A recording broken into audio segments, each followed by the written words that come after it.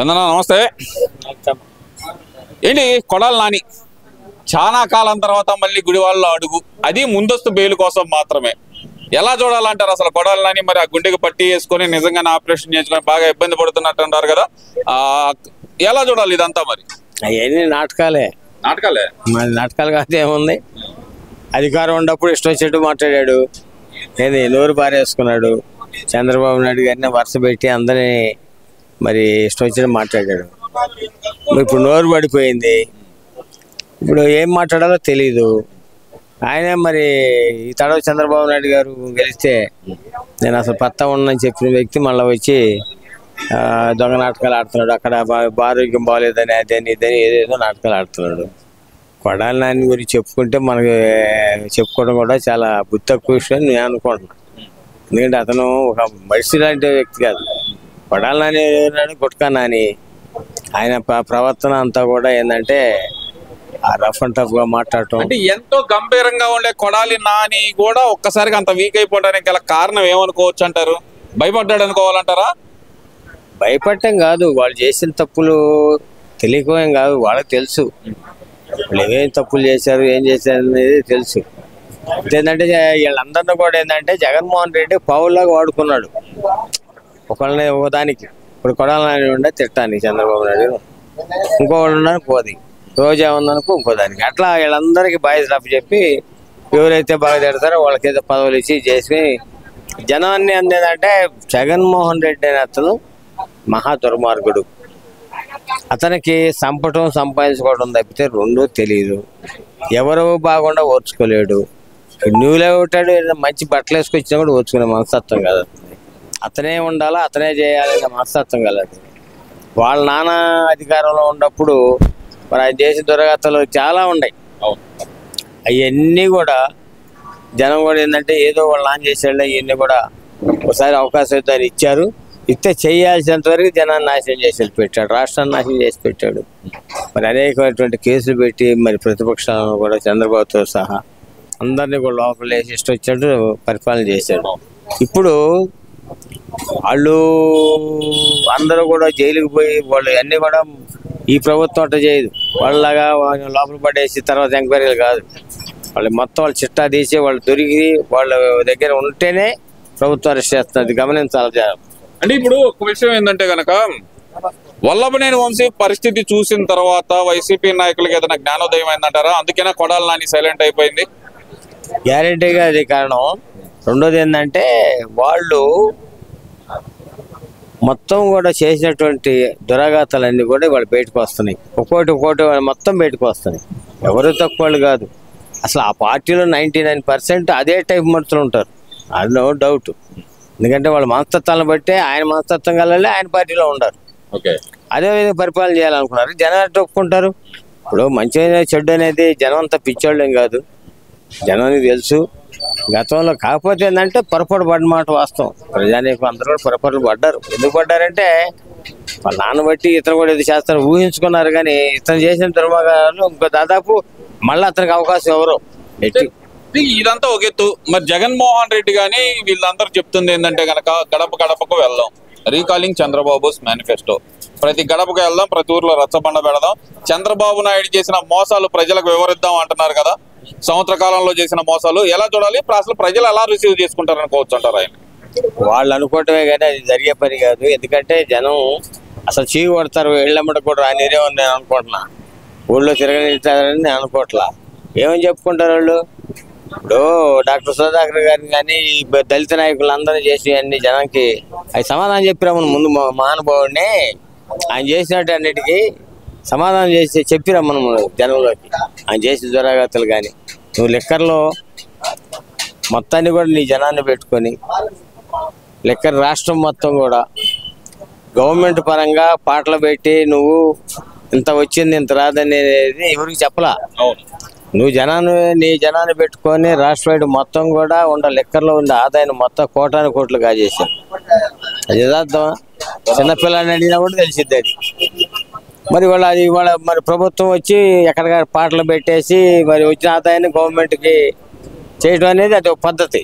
ఆ పద్ధతి లేకుండా ఇష్టం చేసుకున్నాం. అదే కాదు ప్రతి ఒక్క దాంట్లో కూడా మీరు చేసినటువంటి దురాఘాతాలు అన్నీ కూడా జనానికి అర్థమైనవి. మీరు గడప గడప పోయి ఏం చెప్పుకుంటారు? అంటే చంద్రబాబు ఇచ్చిన హామీలు నెరవేర్చకుండా ఒక కుటుంబానికి ఎంత నష్టం చేకూర్చాడు, గతంలో మేము ఎంత ఇచ్చాం ప్రతి కుటుంబానికి అనేది వివరిస్తారంట కదా, లెక్కలతో సహా. జగన్మోహన్ రెడ్డి మాట్లాడిన వీడియో కూడా చూపిస్తారంట కదా ప్రతి ఇంట్లో. మాట్లాడటానికి ఉందిలే, మాటలు చెప్పడం చాలా మంది చెబుతారు కానీ ఏమని చూపిస్తారు? చంద్రబాబు నాయుడు గారు వచ్చినాక ఏం చేయలేదంట. ఇప్పుడు వచ్చినాక ఆయన రాగానే కూడా వాళ్ళ తల్లికి వందనం కానీ ఇవన్నీ వేశారు. సరే, సంక్షేమ పథకాలు ఒకటి ఇచ్చుకుంటూ వస్తున్నారు. వీటన్నిటికాడు సంక్షేమ పథకాలతోటి ఈ గవర్నమెంట్లో ఒకప్పుడు ఆర్టీసీ పూర్తి మూలబడిపోయింది. వాస్తవంగా ఆర్టీసీ బస్సు ఎక్కేవాళ్ళు లేరు. వాళ్ళ మా రూట్లో చూస్తుంటే ఎన్ని బస్సులు తిరుగుతున్నాయి, బస్సులు ఫుల్గా వెళ్ళిపోతున్నారు జనం. మరి అంటే అది డెవలప్ అయినట్టే కదా. అట్లా అయిన రోడ్లు, మీరు ఎంతెంత రోడ్లు ఎంతెంత గుంటలు పడ్డాయి, ఆ గుంటల్లో మరి రాడ్లు ఇరిగిపోయి లారీలు పడిపోయి నానా గందరగోళమైన పరిస్థితులు. ఇవాళ ఏడో కూడా ఆ పరిస్థితి లేకుండా రోడ్లన్నీ కూడా బాగు చేశారు, కొత్త రోడ్లు వేయబోతున్నారు. రైతుకు కావాల్సింది రెండో అండి. ఒకటి నీరు కావాలి, నీరు పోవాలి. పంట కాలంలో నీరు రావాలి, మురుగ్గాలో నీరు పోవాలి. అప్పుడు రైతు పంట పండిద్ది, సంపాదన పెరిగిద్ది, రాష్ట్రానికి సంపాదన పెరిగిద్ది, ప్రభుత్వానికి పెరిగిద్ది. అట్లా డెవలప్ చేయి. నువ్వు 10,000 వేసాను, 5,000 వేసాను, నాకు ఓట్లు వేయండి, నువ్వు నొక్కాను ఏమి నొక్కి సచ్చావు? నువ్వు వచ్చిన కానీ నొక్కుడే. అది ఎక్కడ పోయి ఎవడికి వచ్చి ఎవడికి తెలియదు. ఏంది వాళ్ళ రైతుకి ప్రతి ఒక్క పంట కాలంలో నీటి సంఘాలు ఏర్పాటు చేసిన తర్వాత మనకి ఈ టీడీపీ గవర్నమెంట్ కూటమి ప్రభుత్వం వచ్చినాక మురుగాల పంట కాలం అన్నీ తవ్వడం జరిగింది. చివరి భూములకు కూడా పొగాకు కానీ మొక్కజొన్నకు కానీ రైతులకి మా ఏరియా మొత్తం కూడా సఫిషియెంట్గా చివరి భూములకు కూడా నీళ్ళు వెళ్ళిపోయినాయి. జనం అంతా ఎంతో హ్యాపీగా ఉన్నారు. అట్లానే ఎండాకాలం రాగానే మళ్ళా ఒక్కొక్క 3 కిలోమీటర్ల కాడికి అన్ని కాలువలున్నాయి. మొత్తం పిచ్చి మొక్కలు 5 సంవత్సరాల్లో తుమ్మ చెట్లు మరి పిచ్చి మొక్కలతోటి మూసుకుపోయినాయి అన్నమాట కాలువలన్నీ. అవన్నీ కూడా తీర్చుకుంటూ వస్తున్నారు. అది ఈయన జారు చేసి 5 సంవత్సరాలు చేసిన ఆగాన్ని బాగు చేయాలంటే మా 2 ఏళ్ళు పట్టింది. ఇవన్నీ అభివృద్ధి చేయడానికి అన్ని సిద్ధంగా ఉన్నారు. ఇవి కాకుండా కొత్తగా మరి మనం ఏర్పాటు చేసుకున్నటువంటి కాలువలను కూడా ఇప్పుడు మా గుంటూరు ఛానల్ ఉంది, దాదాపు 350 కోట్లతోటి ఆధునికమైన పని మొదలు పెట్టబోతున్నారు. రైతుల దగ్గరికి రైతులు మొత్తాన్ని కూడా ఇది చేసుకొని ఆ రైతులకు కావాల్సిన అమౌంట్ కట్టాకే దిగుతాం మేము. కంపల్సరీగా అది కూడా పూర్తి అయింది. అట్లాగనే మన పచ్చిపాడు నియోజకవర్గంలో మాకు బోర్ల రామాంజనేయ గారు ఎమ్మెల్యే గెలిచినాక ఆయన అన్ని శ్రద్ధ తీసుకొని మరి అన్ని విషయాల్లో ఇక్కడ మాకు ఇక్కడ పత్తిపాడు దగ్గరలోనే ఒక హబ్బు మన పెట్టబోతున్నారు. దీని గురించి ఆ సంస్థల గురించి రాబోతున్నాయి. అట్లా హాస్పిటల్స్ మరి 4 ఇవన్నీ కూడా ప్రాసెస్లో ఉన్నాయి. ఇవన్నీ ఒక ఎత్తు అయితే ఆయనకు అభివృద్ధి చేస్తున్నామని మీరు చెబుతున్నారు. మరి సజ్జల రామకృష్ణారెడ్డి ఏంది, మేము అధికారంలోకి వస్తే 6 నెలల్లో అసలు తెలుగుదేశం పార్టీ నాయకులందరినీ లోపలేసేస్తాం అంటున్నాడు. లోపలేట నువ్వు వచ్చే కదా వేసేది. అదిగే స్వామి, నువ్వు వచ్చే కదా, నువ్వు వచ్చేది లేదు సచ్చేది లేదు. ఇంకా నీ చాప్టర్ ఎంతో క్లోజ్. నువ్వంటూ అధికారంలోకి వచ్చే ప్రశ్నే లేదు. ఏది చూసేస్తారు? 190 మంది నువ్వు చేసిన దురాఘాతాలకి ఇష్యూ పెట్టి ఉన్నారు. ఇంకా బుద్ధి ఉన్నాడు ఎవడో నోటేస్తాడు జగన్మోహన్ రెడ్డికి. ఇది తెలిసినా కూడా నువ్వేమన్నావు? నువ్వు భయపెట్టి జనాన్ని భయభ్రాంతులు చేసి అన్ని సీట్లు 165కి 165 వస్తాయని ఇష్టం వచ్చినట్టు మాట్లాడావు. నువ్వు మొత్తం మాకే వస్తున్నాయి సీట్లు అన్నావు. జనం పిచ్చోళ్ళ, జనం చేయాల్సిన పని చేశారు. రేపైనా అంతే, జనంలో ఉండి రావాలి. కానీ నా నోటితో ఇప్పుడు నేనున్నాను, నేను గెలుస్తాను నేను అనుకుంటే సరిపోయింది.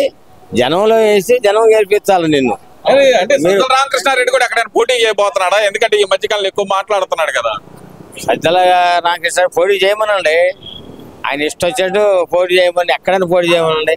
శుభ్రంగా మీ తిరిగి టపాలని ఇంటికి పంపిస్తారు. కానీ సజ్జలకు ఓటేస్తాడు అతను. ఆయన చేసినటువంటి దుర్మార్గ చర్యలు, మరి ఆ జగన్మోహన్ రెడ్డి తప్పుదోవ పట్టియటం, ఇవన్నీ కూడా జనం అంత పిచ్చాళ్ళు ఎవరు లేరు. తప్పనిసరిగా జనం సరైన నిర్ణయం తీసుకుంటారు. రేపు రాబోయేటువంటి పంచాయతీ జడ్పీటీసీలు మొత్తం కూడా ఈ కూటమి ప్రభుత్వం స్వీప్ చేయబోతుంది. యూజాన్ని 20 సంవత్సరాలైనా సరే ఈ ప్రభుత్వాన్ని ఉంచుతారు. కానీ జనం వాళ్ళు అనుకున్నట్టు ఏదో మీ అధ్యాత్వాన్ని నోటితోటి ప్రగల్భాలు పడినంత మాత్రాన జనం మీ కోటేస్తారని పిచ్చి పొరపాటు.